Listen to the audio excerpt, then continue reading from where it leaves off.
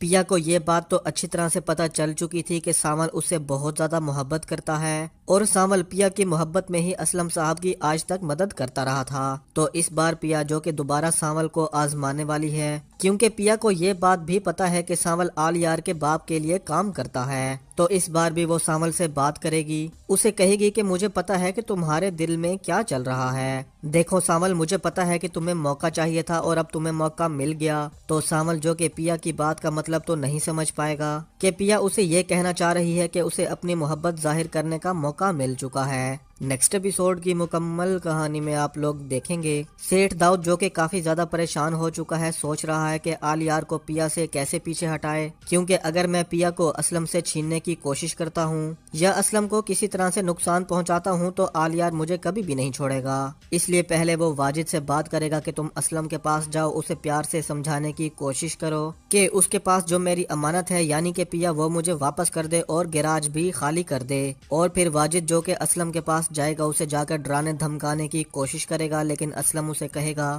کہ میرے گھر کے سامنے کھڑے ہو کر تماشا مچانے کی کوئی ضرورت نہیں ہے، اور جا کے کہہ دو اپنے سیٹھ سے میں اس کی کوئی بھی بات ماننے والا نہیں ہوں۔ اور پھر جب واجد جا کر سیٹھ داؤد کو بتائے گا کہ اسلم نے ایسا کہا ہے، تو سیٹھ داؤد سوچے گا کہ اب مجھے اس کام کے لیے سانول سے کہنا پڑے گا، اور پھر وہ اگلے دن سانول کو اپنے پاس بلائے گا، اسے کہے گا کہ دیکھو سانول، اسلم تمہارے محلے کا جو مکینک ہے نا، اس کے پاس میری ایک بہت پرانی امانت ہے، وہ امانت تمہیں کسی نہ کسی قیمت پر میرے پاس لے کر آنی ہے۔ تو سانول سیٹھ داؤد سے کہے گا کہ سیٹھ ایسی بھی کیا چیز ہے بھلا؟ تو سیٹھ داؤد سانول کو بتائے گا کہ وہ امانت پیا ہے، اس کی بیٹی پیا۔ تو سانول جیسے ہی سیٹھ داؤد کی یہ بات سنے گا، اس کے پیروں تلے تو زمین ہی نکل جائے گی، اسے بہت زیادہ غصہ آئے گا، سوچے گا کہ اس نے پیا کے بارے میں ایسی بات کر دی تو کیسے کر دی،